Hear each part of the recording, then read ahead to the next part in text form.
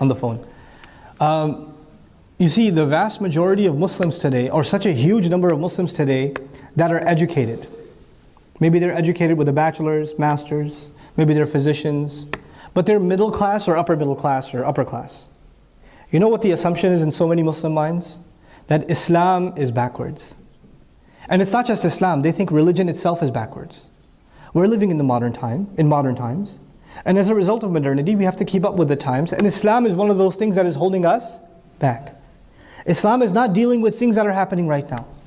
When we create practical Islamic education that deals with realities of our time, then we are able to display in the most intellectual fashion that Islam in fact doesn't just deal with the situations of our time, the needs of our time, the criteria, the areas of inquiry of our time, but actually has solutions in these areas that haven't yet even been discovered. It has things to offer the world of psychology that the world of psychology has never known. They have never known.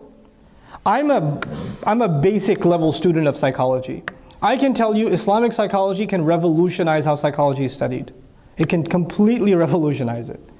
Modern psychology studies begins with the assumption that human beings are flawed, that they have to be fixed. They're just flawed. I mean, from Freud onwards, we're messed up and we have to get unmessed up. So whether it's by means of pills or therapy, whether it's cognitive or medical, clinical psych, you have to undo the mess that you are. Islam begins with the premise that you are flawless. كُلُّ مَوْلُودٍ يُولَدُ عَلَى الْفِطْرَةِ. You start with fitrah. And then there were corruptions that came in. You have to if you can undo the corruptions, there's something good at the bottom. There's something pure. There's something great at the essence of the human being. Is our approach going to be completely different as Muslim psychologists? Yeah. It's going to be totally different. Islamic psychology says your whims, your desires, what you wish for, what you want.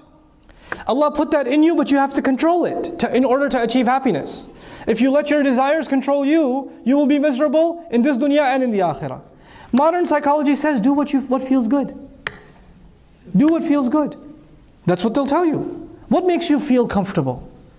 That must be the judge of what is right for you. Because what is right for you is not what's right for me. Everybody has their own what's right for you based on what? Your whim, your personal desire. Does Islam have something else to offer?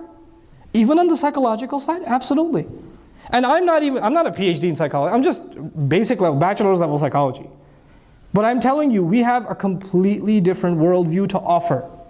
And it can really help people. This deen came to help humanity, right? So we are going to be able to give the highest levels of education in Islam if we address the foundations. This is the few things that I wanted to share with you about the renaissance in Islam, that inshallah ta'ala, I'm completely optimistic that it's coming.